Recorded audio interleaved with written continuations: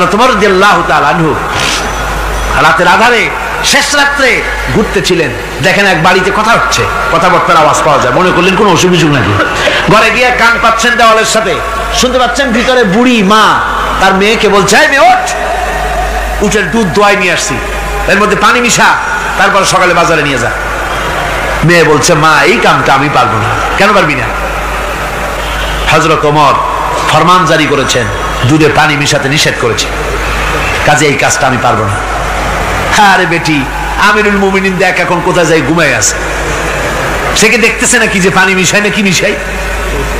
মেয়ে বলতেছে, মা আমিরুল মুমিনিনকে ফাঁকি দেওয়া যেতে পারে, তার পুলিশ বাহিনীকে ফাঁকি দেওয়া যেতে পারে, কিন্তু আল্লাহ রাব্বুল আলামিনের চোখকে ফাঁকি দেওয়া যাবে না।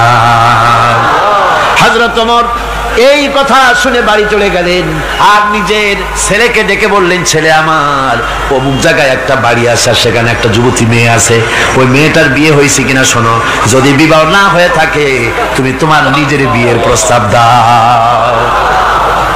আমিরুল মুমিনিন এই মেয়েটা সুন্দরী কেমন, স্বাস্থ্য কেমন কিছুই দেখলেন না, দেখলেন তাকওয়া। কি দেখলেন? আল্লাহর ভয়।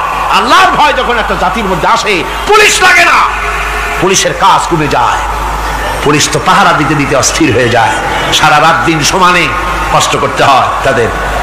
অধ্যাপক মুফিজুর রহমান সাহেব কালকে যে কথাটা বলছিলেন, আসামি পুলিশেরা কত কষ্ট করে জানবাজি করে আসামি ধরে, আর টেলিফোন আসে, হ্যালো কে, চিটাগংয়ের এসপি নাকি? বলে হ্যাঁ। কারে ধরছো? ধরছি তো বল্টু মিয়ারে।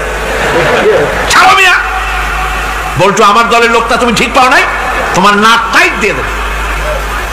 বল্টুরিও ছাড়ো আর তার বন্দুকও ছাড়ো।